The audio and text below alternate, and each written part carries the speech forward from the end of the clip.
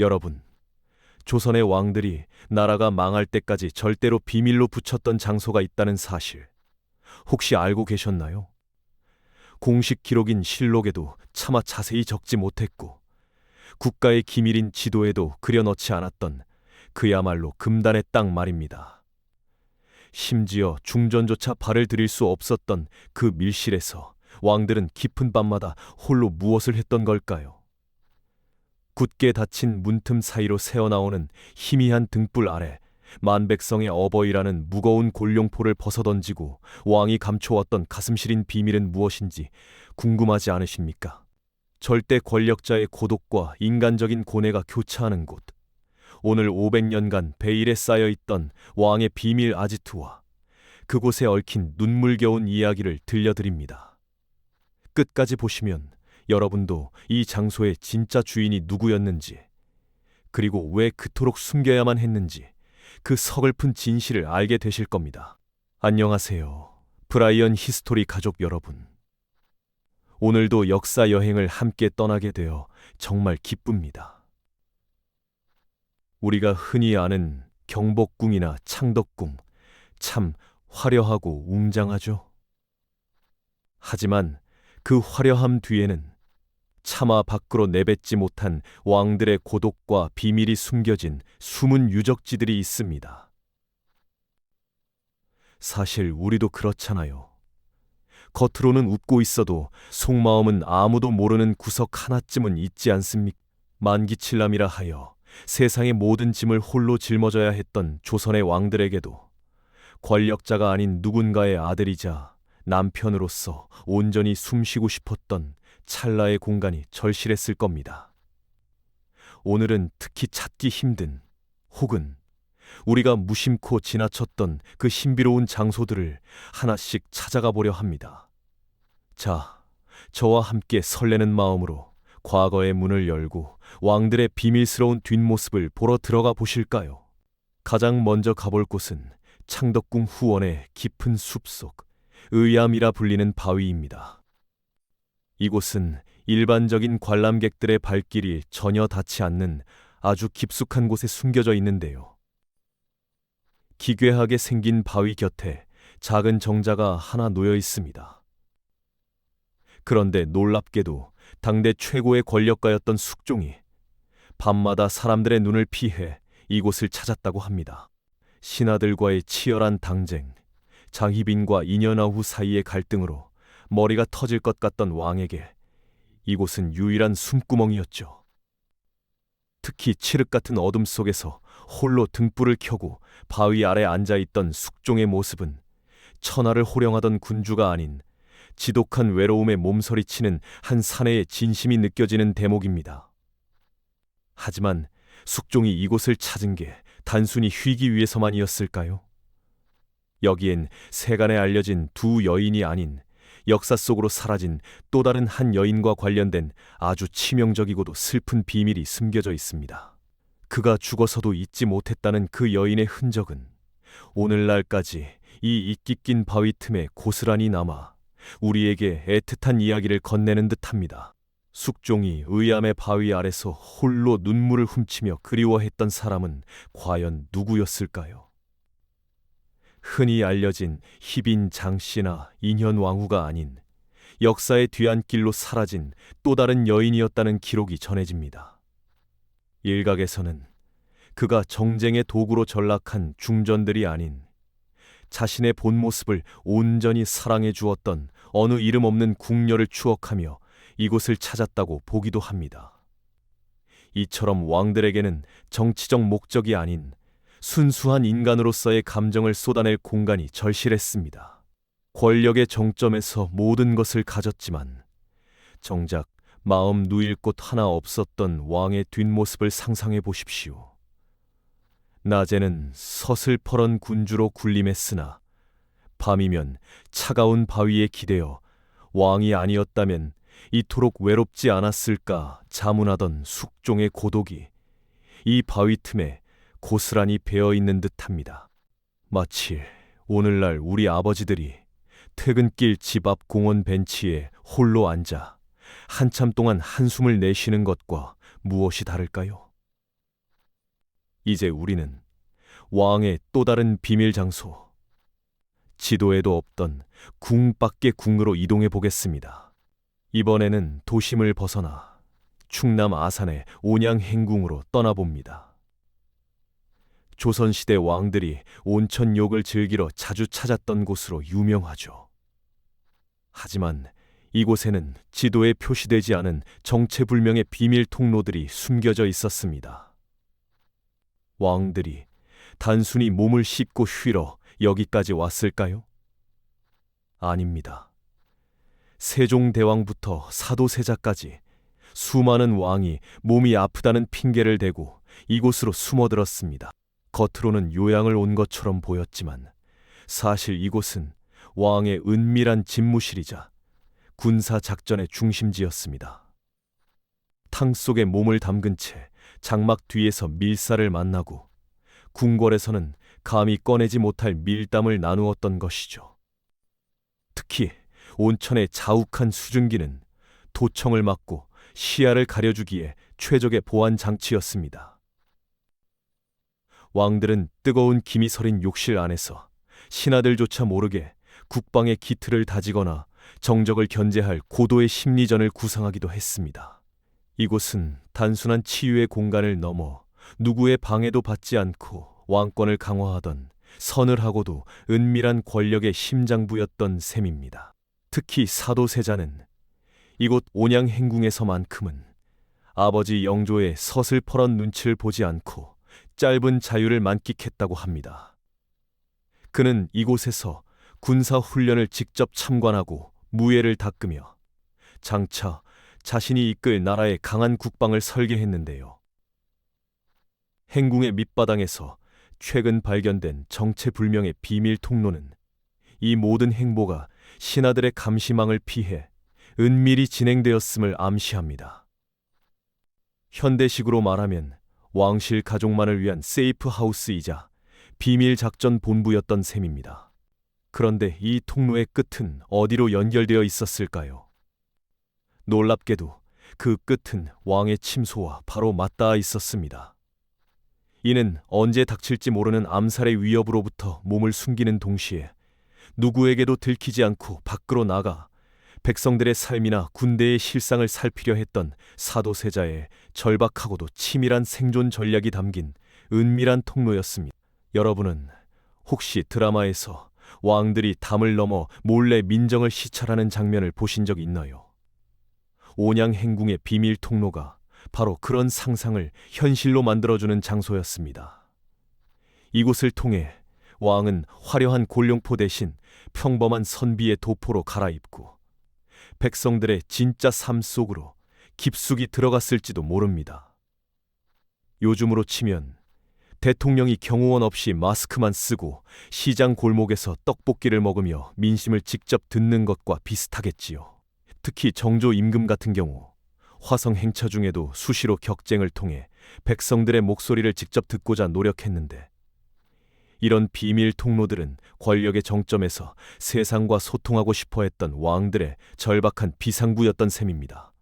하지만 이 비밀스러운 행보는 결국 정적들의 날카로운 의심을 사게 되었고, 왕을 지키려던 은밀한 통로는 때론 그들의 일거수일투족을 감시하고 압박하는 올가미가 되기도 했습니다. 구중공궐이라는 화려한 감옥을 벗어나려 했던 왕들의 인간적인 고뇌, 그 숨막히는 긴장감이 서린 또 다른 장소는 없을까요? 이제 발길을 돌려 창덕궁 안에 숨겨진 아주 특별하고도 소박한 집, 연경당으로 가보시죠. 창덕궁 후원의 연경당은 다른 전각들과 확연히 다릅니다. 화려한 단청도 칠하지 않은 영락없는 사대부 양반집의 모습을 하고 있죠. 이곳은 효명세자가 자신의 꿈을 펼치기 위해 지은 공간입니다. 세자로 살면서 겪어야 했던 수많은 제약과 까다로운 의례에서 벗어나 평범한 인간으로 살고 싶었던 그의 소망이 고스란히 담겨 있습니다. 그는 이곳에서 신하들을 불러 잔치를 열기도 했지만 대부분의 시간은 홀로 책을 읽으며 나라의 미래를 구상했습니다. 특히 그는 문학과 예술의 조예가 깊어 직접 수많은 악장과 시를 지으며 조선의 문화를 다시 꽃피우려 노력했습니다. 당시 안동 김씨의 세로 정치 아래 위축되었던 왕실의 위엄을 되찾고자 했던 젊은 천재의 고뇌가 이 소박한 기둥 하나하나에 서려 있는 셈이죠. 하지만 이 아름다운 집은 효명세자에게 가장 행복한 장소인 동시에 가장 비극적인 장소가 되었습니다. 대리청정을 통해 강력한 개영의 불꽃을 피우던 그가 이곳에서 단 3년밖에 머물지 못한 채 21살이라는 너무나 이른 나이에 의문의 죽음을 맞이하며 세상을 떠났기 때문입니다. 효명세자는 21살이라는 꽃다운 나이에 갑작스럽게 세상을 떠났습니다. 독살설이 끊이지 않을 정도로 그의 죽음은 너무나 갑작스럽고 의문투성이었죠. 연경당의 대청마루에 앉아 고요한 정원을 바라보면 마치 어제까지도 그가 이곳에서 시를 짓고 나라를 걱정하고 있었을 것만 같은 기분이 듭니다. 그는 대리청정을 통해 세도 정치를 타파하고 왕권을 회복하려 했던 천재적인 정치가이기도 했지만 동시에 400여 편의 아름다운 시를 남긴 섬세한 예술가였습니다. 왕이 되기 전 그저 한 사람의 평범한 가장이자 학자로 살고 싶었던 청년의 꿈이 서린 곳. 여러분도 가끔은 모든 직함과 책임을 내려놓고 나만의 온전한 공간으로 숨어버리고 싶을 때가 있지 않나요? 연경당은 바로 그런 우리 모두의 마음속에 있는 도피처와 같은 곳이었습니다. 조선의 르네상스를 꿈꿨던 그의 짧은 생애와 죽음 이후 급격히 기울어간 국운을 생각하면 단청 하나 없는 이 소박한 집이 품고 있는 슬픔의 무게는 더욱 남다르게 다가옵니다. 이제 시선을 돌려 우리 주변을 한번 살펴볼까요? 고층 아파트 숲과 빽빽한 빌라촌 사이에 왕의 흔적이 숨어 있다면 믿으시겠습니까? 서울 성북구와 동대문구에 위치한 선잠단과 선농단이 바로 그 주인공입니다. 지금은 이름조차 생소한 이곳들은 사실 조선시대 왕들에게 종묘만큼이나 중요했던 장소였습니다. 이곳은 왕이 백성들을 위해 직접 흙을 만지고 삽을 들었던 곳입니다. 백성은 밥을 하늘로 삼는다는 말처럼 백성의 배고픔을 해결하는 것이 왕의 가큰 의무였기에 왕은 이곳에서 직접 풍년을 기원하며 땀 흘려 농사를 지었습니다. 특히 선농단은 왕이 직접 소를 몰아 밭을 가는 친경을 행한 뒤 고생한 백성들에게 소를 잡아 국을 끓여 대접했던 나눔의 장이기도 했습니다.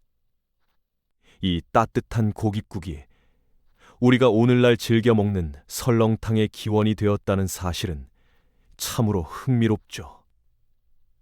반면 선잠단은 왕비가 누에를 치며 의복의 중요성을 몸소 보여주던 곳으로 왕과 왕비가 각자 농사와 길쌈을 장려하며 백성의 먹고 입는 문제를 함께 고민했던 숭고한 현장이었습니다.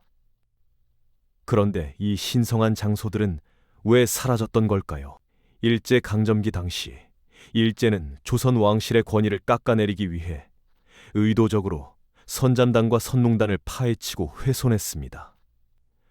왕이 직접 흙을 만지며 백성과 소통하던 성스러운 땅을 한낱 평범한 대지로 격화시킨 것이죠.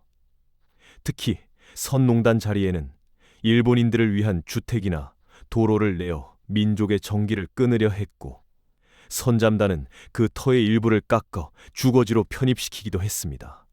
우리가 매일 무심코 지나치는 성북동이나 제기동 일대의 버스 정류장 이름 뒤에 이토록 시린 역사의 상처가 숨어 있다는 사실은 참으로 가슴 아픈 일입니다.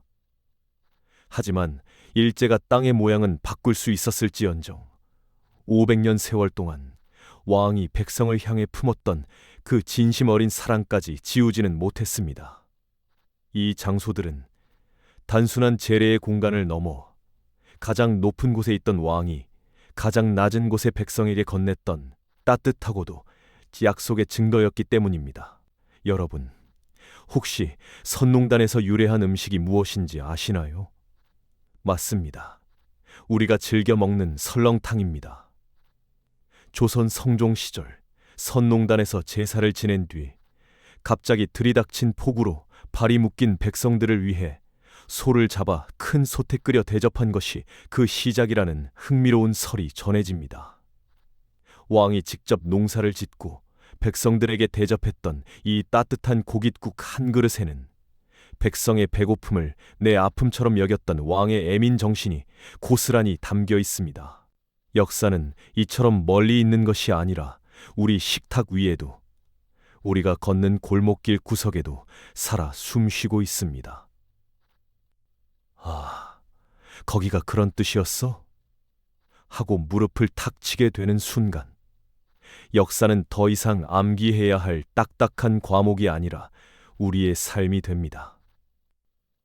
자, 이제 마지막으로 우리가 지금 당장 가볼 수 있는 진짜 비밀의 문을 소개해 드리려고 합니다.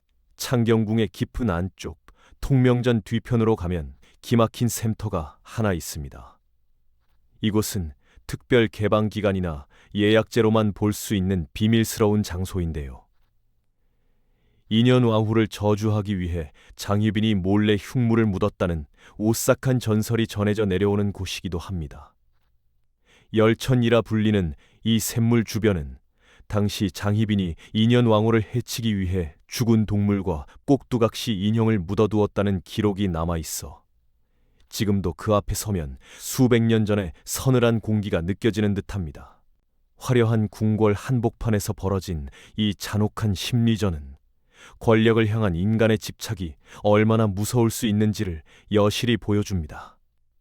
이처럼 궁궐 곳곳에는 우리가 몰랐던 혹은 잊고 지냈던 수많은 이야기가 이끼 낀 돌담 사이에 새겨져 있습니다.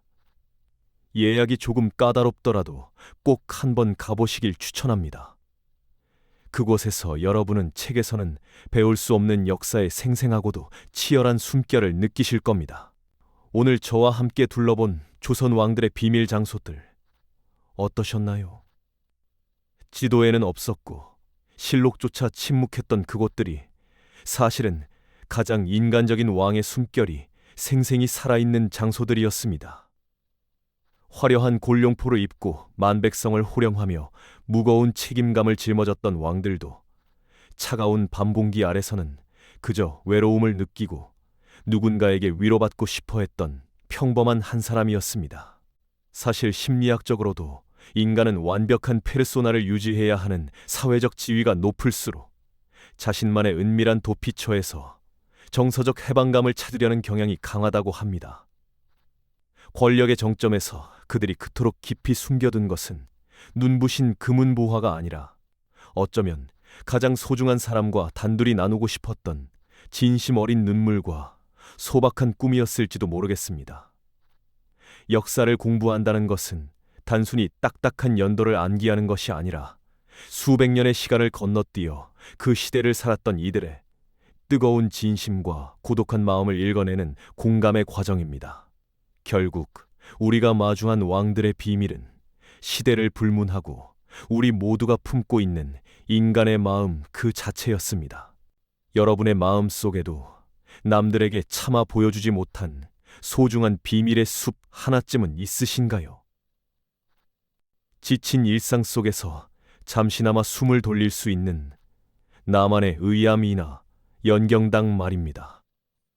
심리학에서는 이를 심리적 안전가옥이라고 부릅니다.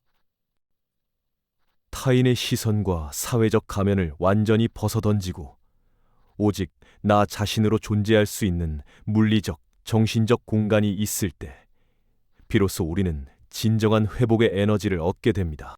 만약 아직 그런 장소를 찾지 못하셨다면 이번 주말에 가까운 고궁을 찾아 한번 천천히 거닐어 보시는 건 어떨까요? 수백 년 전 왕들이 그랬던 것처럼 빽빽한 나무들 사이 고요한 숲길을 걷다 보면 어느새 복잡했던 마음이 차분해지는 것을 느끼실 수 있을 겁니다. 오늘 영상이 여러분의 고단한 하루에 작은 위로가 되고 역사의 깊이를 더해드리는 시간이 되었길 진심으로 바랍니다. 여러분의 삶 자체가 이미 하나의 웅장하고 소중한 역사입니다. 오늘 들려드린 왕의 비밀 이야기가 흥미로우셨다면 브라이언 히스토리와 함께 더 깊고 따뜻한 역사 여행을 계속해 보시는 건 어떨까요? 화면 아래 구독 버튼을 꼭 눌러주시고 좋아요로 응원 부탁드립니다. 여러분의 작은 관심이 다음 영상을 만드는데 정말 큰 힘이 됩니다. 여러분은 오늘 소개한 장소 중 어디가 가장 가보고 싶으신가요? 혹은 여러분만 알고 있는 비밀스러운 유적지가 있다면 댓글로 공유해 주세요. 제가 하나하나 읽고 답글 남기러 가겠습니다. 다음 영상에서는 조선판 셜록 홈즈, 왕을 놀라게 한 천재 수사관의 기록을 준비 중입니다. 당시 정조 임금조차 감탄하게 만들었던 정약용의 놀라운 수사 기법과 억울한 백성을 구했던 그 시절의 과학적 수사 이야기가 궁금하시다면 알림 설정도 절대 잊지 마세요. 여러분의 일상도 오늘 다룬 왕들의 비밀 장소처럼 때로는 쉼표가 되고 때로는 위로가 되는 소중한 순간들로 가득 차길 바랍니다. 감사합니다.